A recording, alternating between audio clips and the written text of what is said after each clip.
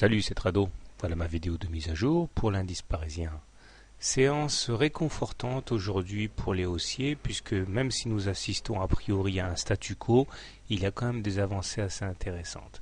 Tout d'abord, nous avons eu droit à une attaque baissière, mais celle-ci a pris fin au contact du bas du canal noir et la M7 croissante a également servi de soutien. On remarque également qu'aujourd'hui nous assistons à un croisement M7-M20 qui est généralement assez porteur. Malheureusement, il s'agit ici d'un croisement dans des conditions qui sont pas terribles puisque la M20 n'est pas croissante.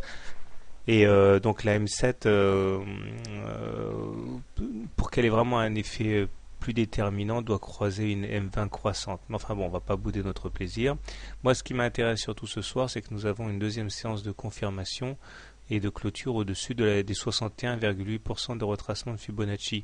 C'est-à-dire que, bon, je m'en suis déjà expliqué, mais entre le plus haut et le plus bas qu'il y a eu depuis le 1er mars, nous avons effectivement validé le passage des 61,8% et en termes probabilistes, il est maintenant probable donc qu'on aille chercher le niveau supérieur à 75%, à savoir donc les 4034, du moins tant qu'on n'a pas clôturé en dessous des 61,8%. Donc c'est un trade qui est intéressant en termes de calcul risque avantage potentiel. Alors les indicateurs techniques continuent de s'améliorer puisque le MACD aligne une quatrième séance au-dessus de son signal. Malheureusement, il est encore négatif. Le stochastique s'enferme dans sa zone de surachat, montrant la mainmise des acheteurs sur les marchés, et puis le momentum confirme également son passage au-dessus de 0. Donc clairement, même si la tendance n'est pas haussière, pour qu'elle le soit, il faudrait que la M20 se retourne à la hausse et que nous soyons au-dessus. Je continue de penser que nous sommes dans une situation de rebond, pour au moins technique. Néanmoins, je ne renie pas ce que j'ai dit. Nous avons toujours ici cette divergence baissière cachée sur le stochastique, qui n'a toujours pas été invalidée. C'est-à-dire que nous avons fait un plus haut sur le stochastique, mais pas sur les cours entre les deux dates.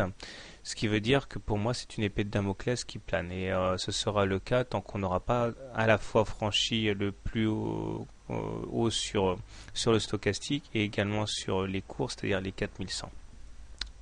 Alors, comment trader demain? Si vous êtes haussier, eh bien, première solution, vous achetez au contact des 61,8% ou de la M7. Si vous êtes baissier, eh bien, il me semble que le mieux à faire est d'attendre voir la réaction au contact des 75% de retracement Fibonacci. Sinon, autant attendre pour les plus prudents un retour sur le haut de la fourchette en 12 mois. Voilà. Quant à moi, vous le savez, on est au-dessus d'une M20 décroissante, on est donc sans tendance, donc la tendance est neutre pour moi. Bonne soirée, bon trade, et à demain.